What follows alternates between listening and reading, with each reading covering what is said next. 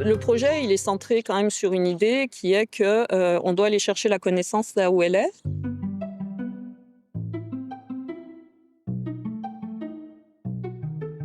Et tout ce qui est, connaissance de comment la personne communique au quotidien, c'est beaucoup les aidants qui ont ces connaissances. C'est une connaissance de terrain, c'est les mamans, c'est les professionnels qui s'occupent des personnes au quotidien qui ont développé cette connaissance.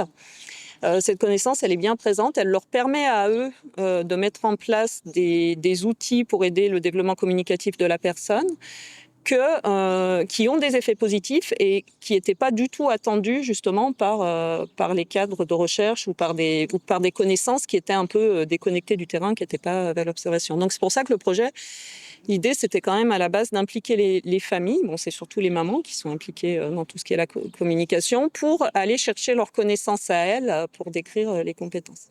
Donc la première idée, c'était d'aller chercher les connaissances via des questionnaires aux familles. Et la deuxième idée, c'était de demander à ce que les proches filment leurs interactions avec leurs enfants. Alors pourquoi est-ce qu'on voulait que ce soit les proches qui filment ? Parce que la communication chez les personnes avec des déficiences, en particulier les personnes avec des déficiences intellectuelles, sévères à profondes, qui ont des troubles intellectuels très importants, elles sont très sensibles au changement des conditions environnementales et du coup, le fait d'amener quelqu'un pour filmer, ça peut faire que la personne, elle va pas communiquer comme d'habitude, elle communique avec sa famille. C'est aussi lié au contexte, en fait, le comportement de ces personnes-là. Donc, il va y avoir des enfants qui, dans le cadre du bureau de l'orthophoniste, ils vont faire un certain nombre de choses et ils vont pas du tout faire la même chose à la maison avec les parents. Ils vont pas faire la même chose dans les structures non plus. Ça, c'est des choses qui sont souvent décrites, que les parents disent, à la maison, par exemple, il va être capable de se servir de son outil pour demander quelque chose. Et puis, dans la structure, ils vont dire, non, ils l'utilisent pas du tout parce que c'est pas le même contexte. Donc, ça va pas fonctionner de la même manière. Et donc, le principe du questionnaire, c'est justement d'aller chercher ces connaissances-là auprès des parents. Donc, de leur redonner un peu une place plus centrale dans la compréhension de leur enfant, parce que eux, ils vont pouvoir expliquer vraiment au quotidien comment ça se passe pour qu'on puisse après prendre en compte ces connaissances-là.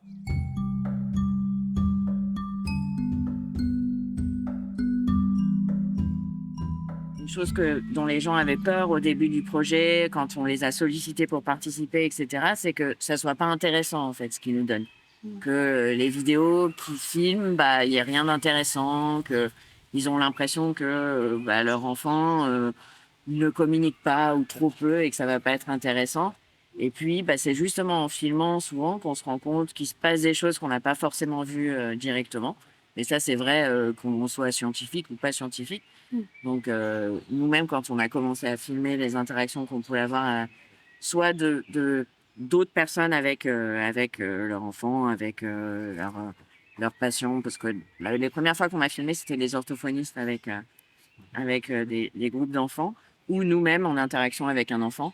Et on se rendait compte que, en re-regardant les vidéos, on voyait plein de choses dont on s'était pas rendu compte en direct. Parce que quand on est dedans, il y a plein de choses dont on se rend pas compte. Il suffit qu'on se retourne, par exemple, et puis pour attraper un truc, et on se rend pas compte.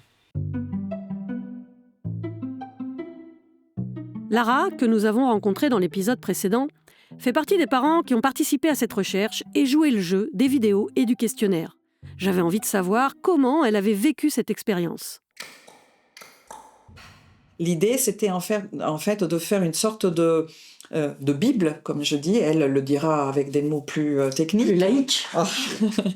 de Bible pour dire, oui, ces personnes mettent en place des stratégies différentes pour communiquer. Et donc, elle les analyse, elle les décortique, acte par acte, clignement de yeux par clignement de yeux, mouvement de tête, mouvement de bras, des jambes, etc., vocalise pour ceux qui le peuvent, etc. Et tout ça apparaît dans sa recherche comme des choses qui ont du sens absolument et ne sont pas là par hasard. Voilà. Et donc, qui montre vraiment l'intentionnalité de l'acte de communication de ces personnes. Donc, qui ne sont pas juste là comme ça, qui attendent les choses qui arrivent, mais sont elles-mêmes, en fait, qui provoquent la rencontre et la communication. Et ça, c'est génial, en fait.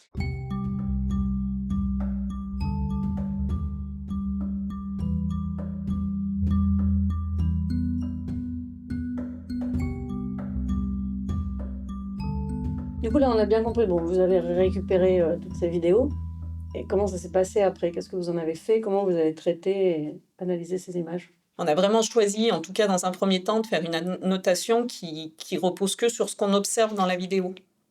Donc on cherche même pas un geste spécifique. Par exemple, si la personne elle fait un geste symbolique comme super, comme ça, on va pas forcément dire tout de suite, même si on le reconnaît, donc on la note, on dit c'est le geste super, mais par contre on va d'abord la noter comme elle a fait un geste, il commence là, il finit là, voilà. Plutôt que de chercher des choses, voilà. Et donc on fait une annotation vraiment par modalité en décrivant. On a fait le choix de décrire tout ce que la personne fait. Du coup, vous analysez, vous traitez ces données. Qu'est-ce qui se passe après? Vous êtes encore là-dedans, mais on va dire qu'on est Alors, presque... on le fait de manière itérative. Donc, comme je te dis, on fait une première nomenclature, on l'essaye sur une partie des données, on trouve que ça fonctionne pas bien sur certains aspects, donc on refait une boucle, on rechange la nomenclature, on retourne à la littérature, on regarde comment les gens ont catégorisé. Donc, on a fait ça pour les vocalisations, pour les expressions faciales, on l'a fait pour les mouvements des mains, et pour les postures. La première partie de la notation, c'est vraiment quelque chose qui est... qui normalement, si moi et Amélie on fait, ce sera exactement les mêmes annotations qui sont faites parce que on va décrire ce qui se passe concrètement. Donc en fait, n'importe qui regardera la vidéo verra que la personne va lever le bras, ça sera pas du tout sujet à débat. Par contre, après, réussir à mettre du sens là-dessus et les fonctions de communication, c'est ça. Là, pour le coup, ça va être quelque chose où ça va porter à débat et selon les connaissances de chacun, ça va aussi être différent. Et là, c'est là aussi où on se disait que c'était intéressant d'impliquer les parents parce qu'il y a certains comportements que nous, on n'a pas forcément non plus les clés pour interpréter. Et d'ailleurs, il y avait aussi on demandait aux parents, on n'en a pas parlé, mais de faire la vidéo et de mettre une fiche de contexte avec, où du coup, ils pouvaient expliquer aussi ce qui s'était passé avant, ce qu'ils pouvaient expliquer éventuellement. Il y a des parents qui ont vraiment détaillé, là, il fait tel geste, ça veut dire telle chose, parce que eux, avec leur connaissance à eux, ils savent que ce geste-là, il signifie cette chose précise. On va donc chercher la connaissance chez les parents, qui sont au quotidien avec leurs enfants, qui ont ces troubles sévères de la communication. Et d'ailleurs, qu'est-ce qu'on met derrière le mot « communiquer » ? Chez l'humain, on a tendance à associer communication et oralisation. Nous allons voir dans l'épisode suivant que communiquer va bien au-delà des richesses du langage oral. Retrouvez l'ensemble des épisodes de cette série sur la recherche Participe-Action sur la page Clap sur la recherche de notre site fira.org. Toutes les vidéos et ressources complémentaires y sont disponibles en accès libre et gratuit.